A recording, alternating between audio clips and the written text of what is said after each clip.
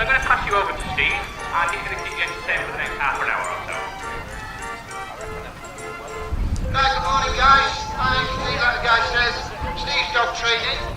Listen down, he's got to follow me. And we turn into him again. Once again, he's got to watch where I'm going. And watching the dog out the corner of his eye. Just saying to him, right, body language, you'll follow me. Okay, so...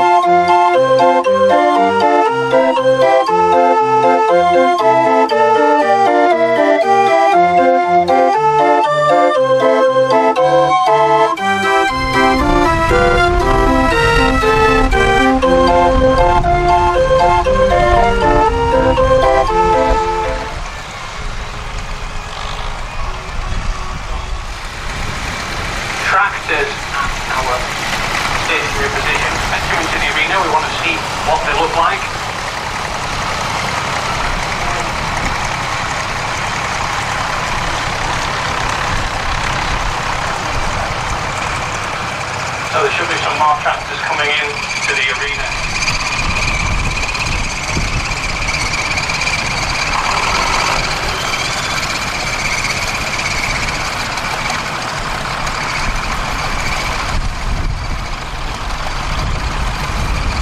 Wonderful display of tractors. They're headed up by the Ford.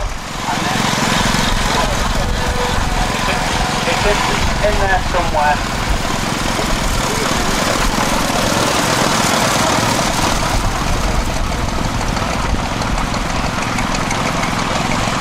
Right, try not to stuff it into the back of anybody, will you, this time?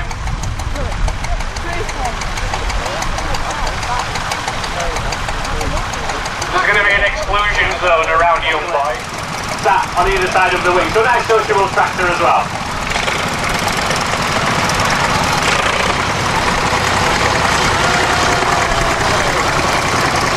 Unusual tractor. So going down the even more unusual route is the Czechoslovakian tractor, this one. Very much underrated in this country. And they will bat on as well. They'll do about 20 miles an hour, will these. And it's nice to see a straight one. Usually, they, like you said, they're all rotted away. But just following the Czechs now. So you wouldn't be expecting a parapet. Very good.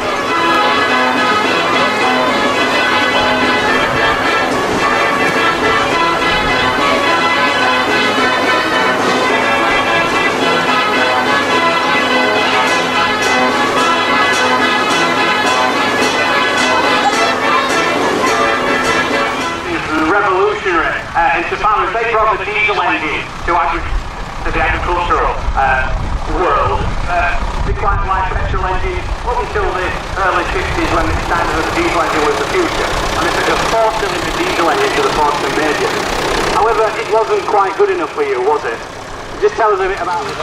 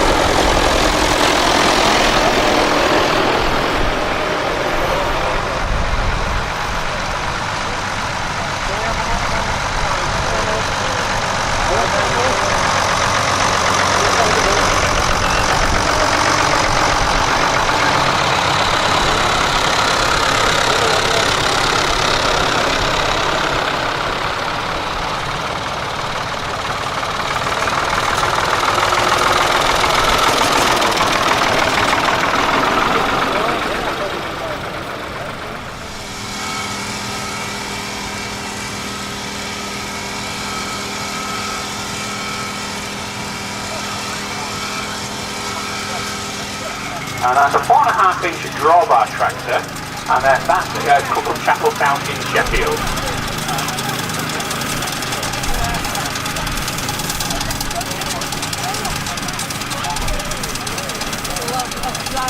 There's a 3-inch bolted, and it's known as R1, and that's from Coiling in Barnsley. Next we've got Richard Smith. And there's a 4.5-inch modern D-type wagon and drag. Built in China.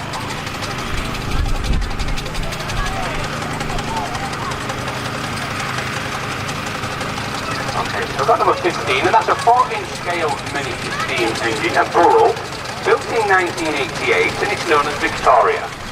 And that's come from Retford in Nottinghamshire.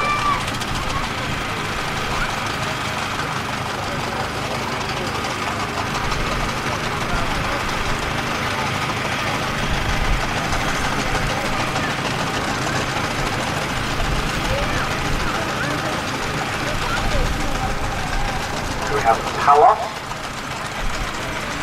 Talos is from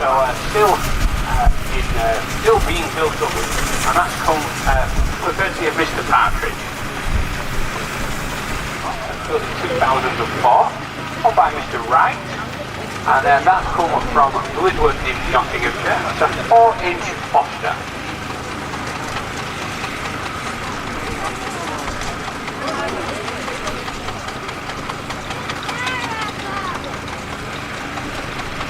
So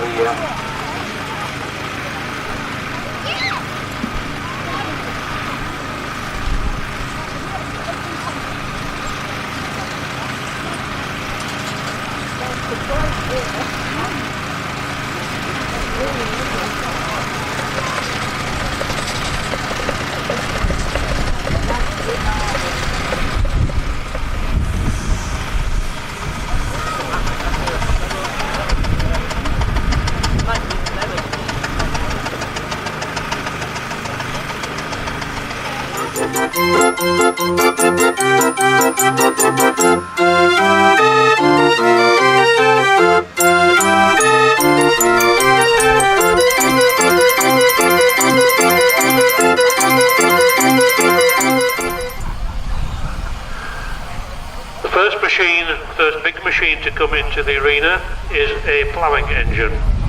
This was manufactured by John Fowler in Leeds.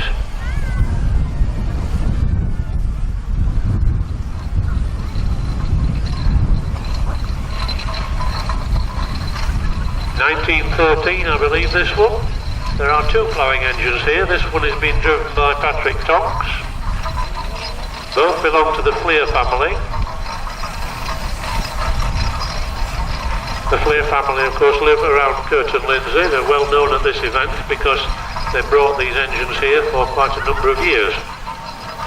The ploughing engines were used one each side of the field, drawing an implement between them using the wire rope which is wound on the drum beneath the engine's boiler. Big machines, they could actually plough to a length of somewhere about 600 yards, which is quite a big field, of course. Following the first of the two ploughing engines that are on the field today is a steamroller belonging to Derek Rayner from Acomb in York. This was manufactured by Aveling and Porter, who are well known for making steamrollers. Aveling and Porter at Rochester in Kent manufactured more steamrollers than all the other steamroller makers in the UK put together. Somewhere about 12,000 altogether. They exported all the way around the world. The earliest Aveling and Porter product, or bits of an Aveling and Porter product, I've seen actually in Victoria in Australia. That dates back to 1863. The Aveling currently in the arena is actually built in 1915.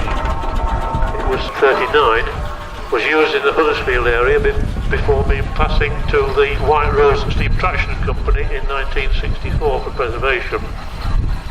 It's been in the ownership of Derek Rayner since 1964, which now makes it 53 years. Following on from that is another machine which is manufactured by Burrells at Thetford, another well-known traction engine manufacturer. Agricultural engineers, some people call them. This one was supplied from Thetford, locally in Suffolk, to Stowmarket, to a firm called E.H. Bloomfield, that were contractors in Stowmarket in Suffolk.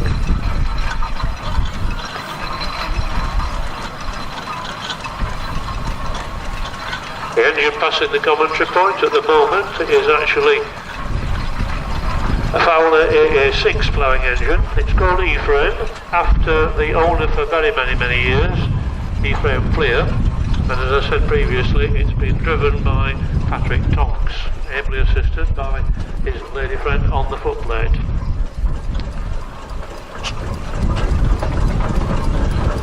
The Burrell Aberdeenshire engine, owned by Peter Green, which is the one that says Bloomfield on the canopy, was actually manufactured in 1907. It weighs almost 10 tons. Following on from the Burrell is another Fowler product. This one being a steamroller, made in Leeds of course, at the Steam Plough Works, and this one was supplied in 1926 to an urban district council just outside Leeds, Farsley Urban District Council. It was last used in commercial purposes by Kitchens at Saxelby in Lincolnshire. Owned now by Ian Jubb, it's been resurrected over a long period and it's very nice to see it here today. Another steamroller following on behind is a somewhat smaller version. As the canopy indicated, it's owned by Bob Siddon and Daughters. This was manufactured by Clayton and Shuttleworth, but no, it wasn't Clayton and Shuttleworth because it passed on to Babcock and Wilcox by that time, 1926. And it was originally owned by Buncombe and Sons out of Highbridge in Somerset. Another steamroller follows that, flying a St George's flag, or an English flag, on the front of the chimney. This is another Burrell, built in Thetford, owned by Selwyn Copley from the Huddersfield area. Built in 1921, it's called Taipan. Adjacent to its pitch up on the top end of the arena there, there's a full history of it. It was owned originally by Isaac Balls of Walls near Bradfield, and it has connections with one, the late Fred Dibner. And I'm sure that people have heard of Fred Dibner. If anybody wants to know more, please ask the owner later.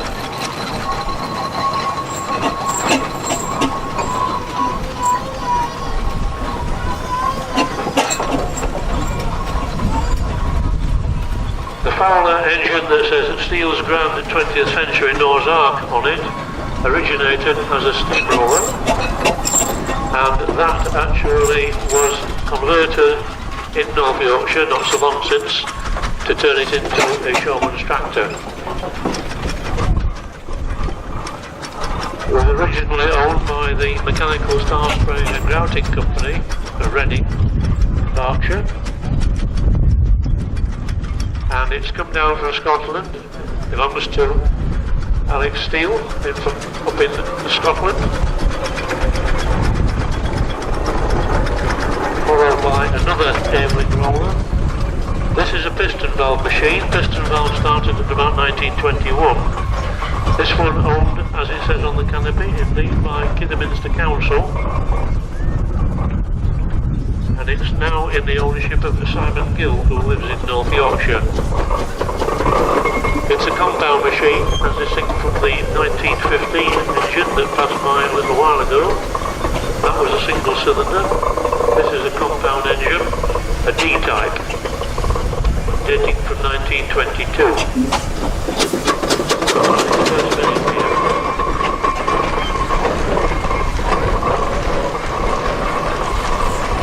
The engine following that one is an unusual looking machine because it's not of this side of the pond. In other words, it was built in North America. It has spindly wheels. It has a rather interesting shaped conical type chimney, a spark arrestor, and the cylinder sits on top of the boiler, and it has a clutch, which is a different feature to what we would expect to find on English machines. There were some built with clutches, but not very many. It was actually manufactured in London, but that was not London down on the River Thames, it was London, Ontario in Canada.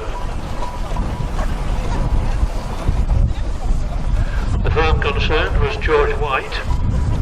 They copied, to some extent, the well-known Case engines that were built in the thousands in Milwaukee, in America. And this one, north of the border, is another of those rather large ploughing engines, a Fowler.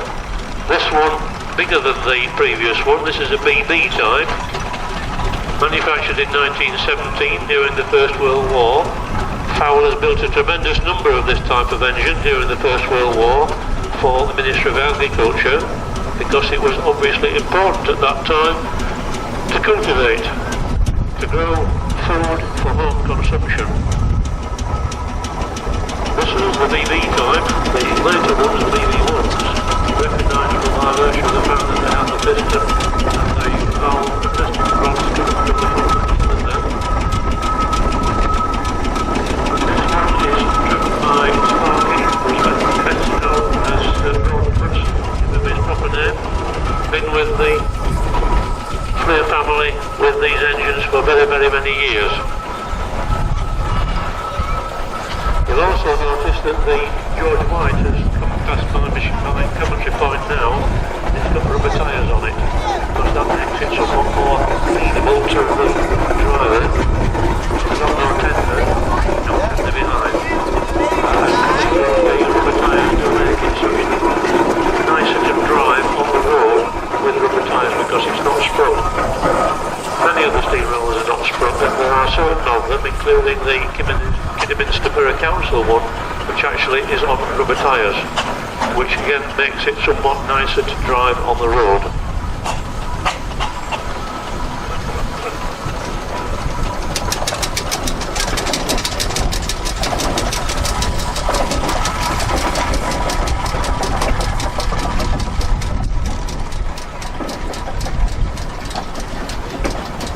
Position now, owned by Derek Webb of Tick Hill.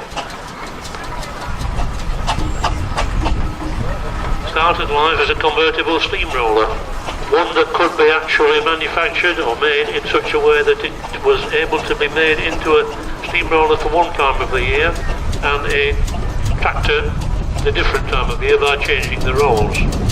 It's been converted into a Showman's tractor now with the fancy brasswork and dynamo, and owned, as I said, by Derek Webb from Tick Hill. It was originally worked in Scotland and it was built in 1912. Just coming to the commentary point now, named Pentland Queen, is another Fowler roller, which at one time was probably a tar sprayer, owned by Russ Inman. Worked in Scotland for the Glasgow Council, passing later to the Council of Mistrovia, built in 19 water cart behind it.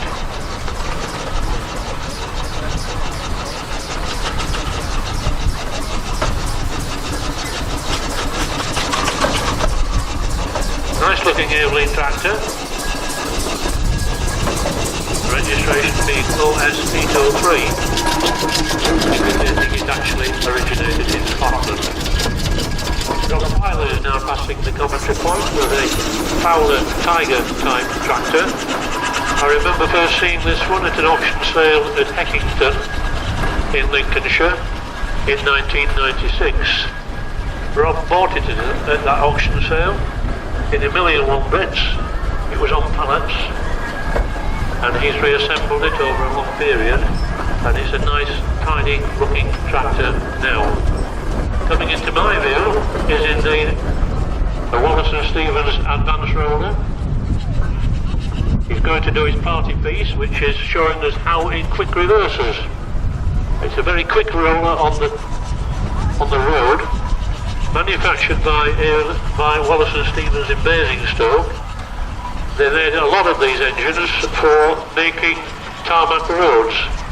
One of the problems with putting down hot tarmac, of course, is that it is difficult to roll without leaving a slight dwell, a depression in the surface, when indeed you come to the end of that particular patch.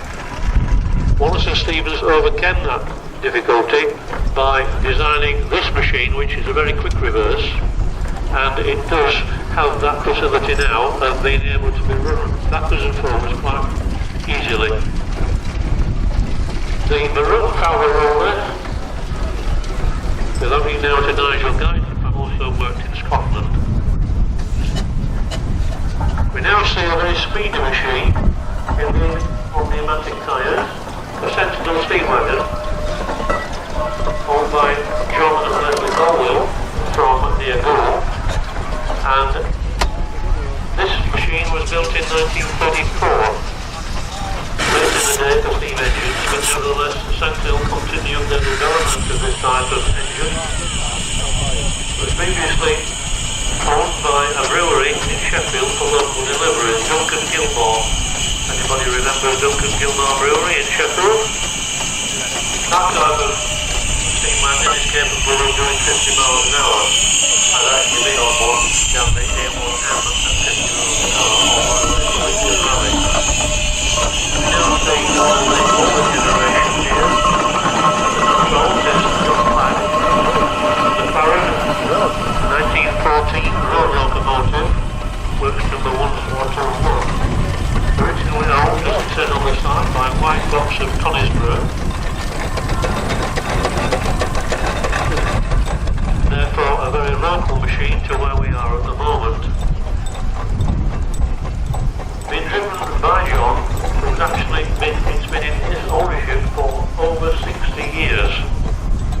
And that's a long time, a very long time, to actually own an engine of this nature. John, of course, is now over 90, so he's one of the elder statesmen of the team movement as we see it today.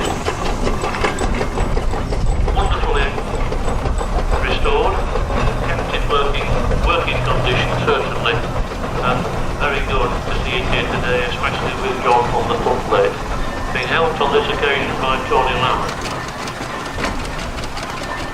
A tiny machine coming in front of the Coventry point now, again, enabling, it's green, it's got a horse on the front.